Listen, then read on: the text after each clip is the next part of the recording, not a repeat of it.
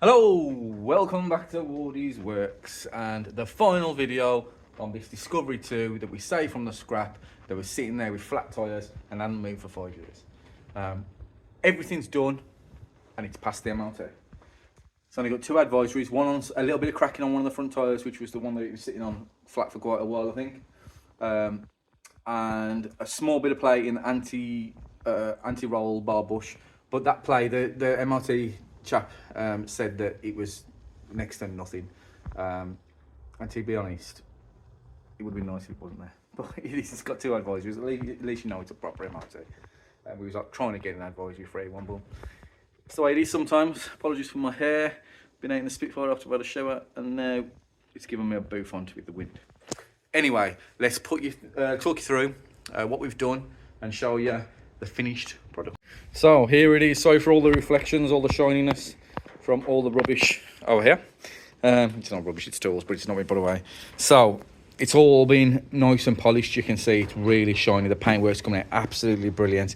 There's no oxidisation in the paints. You know, sometimes you get it at the bottom of the doors and on the bottom of the wings and stuff. The paint is really good. There are only two marks on it, which we don't want to completely rub down the top of this and repaint it for these two little bits here. So we've just made sure there's no rust and touched them in. Screen's fine, no cracks in this one, so no new screen like the last one.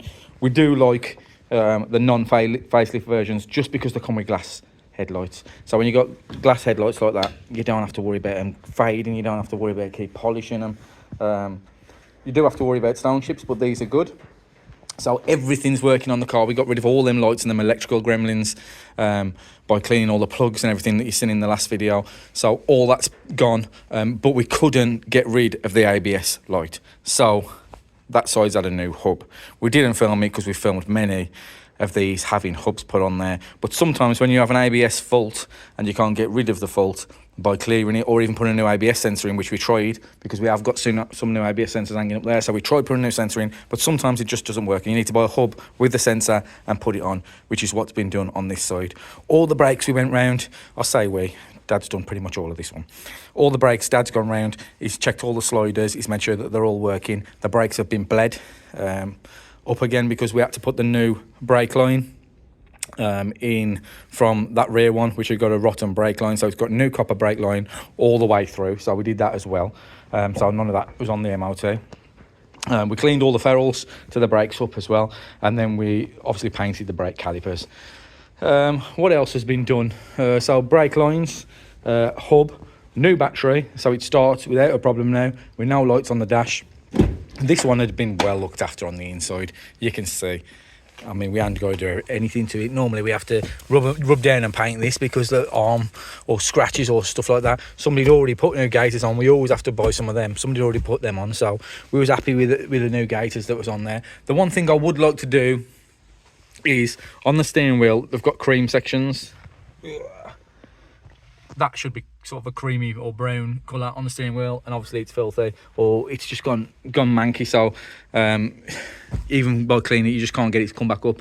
Obviously the headlining was done, it was hanging down, it had water ingress from here, and that was because we got a snap pipe on the sunroof up there, so that's been done as well.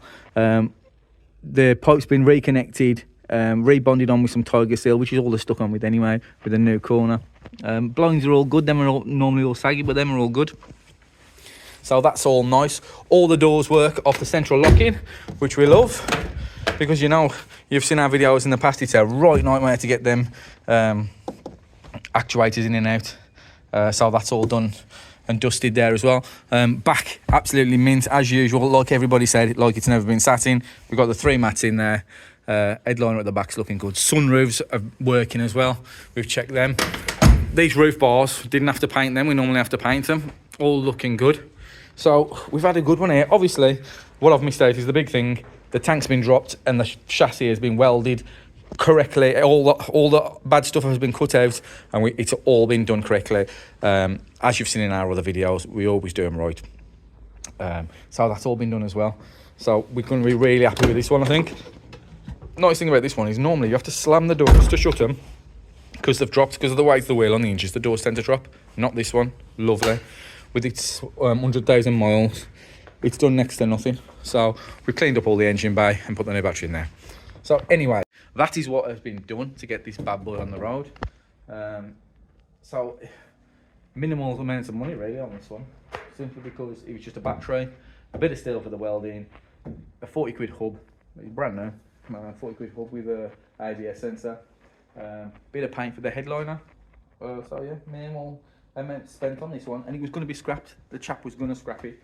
He said if he doesn't sell it, if he can't get any money, or it just sits there, because he'd already been sitting there 5 years and he was moving units, so he was going to scrap it. So I don't know why it was put in to him to begin with, other than the fact that the chap who owned it died. But I don't know why it was there in the first place. Was it that electrical fault? Was it the problem with not being able to turn the lights off the dash? Was it the chassis? Was it too rusty for him? I don't know, but it's going to have years on the road again now. I mean, it's going to have years without needing any welding, because it's all been done with 3mm plate, and it's going to have years because if it's only 100,000 miles, and we all know these td5s, if you look after them, they can do 300,000 miles. So I hope you liked all the videos on this one, and we'll continue on doing other things. Maybe we'll get a P38 again, because people like the video on the P38. There's a few about. There's one available at the moment, a V8 on LPG that isn't on the road, got no MOT, and it's going to be scrapped if somebody doesn't save it. So we might look at maybe a P38. And then we've got the other stuff on there as well. My dad has just bought a camper, so he can come camping with us. So we'll do a video on his camper. We'll show you around it, because it's a bit of an unusual one. So next video will be on my dad's camper. But this is all finished. If you like what we did, please like, please subscribe. If you want to help us out, you can give on our patrons or become a member. But we're growing the channel. We've got 3,600 subscribers, which isn't bad. We'd like to get to 5,000 this year, hopefully, or even more if possible. So please like, please subscribe, please share.